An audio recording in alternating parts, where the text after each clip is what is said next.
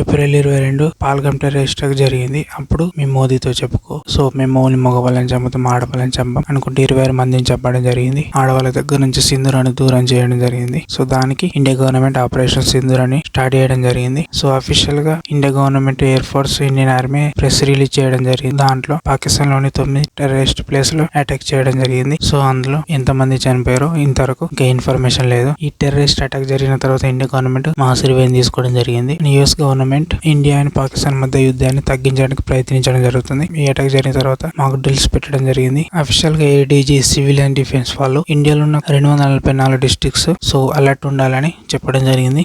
Alert siren ఇవ్వడం జరుగుతుంది. So దానికి అందరూ అలర్ట్ ఉండాలి. అందులో మన తెలుగు రాష్ట్రాలలో హైదరాబాద్ అండ్ విశాఖపట్నం ఉంది. సో మీ చుట్టుపక్కల ఉన్న పోలీస్ వాళ్ళు, అదే విధంగా డిఫెన్స్ వాళ్ళు, ఫోర్స్ వాళ్ళు చెప్పింది కూడా పాటించండి.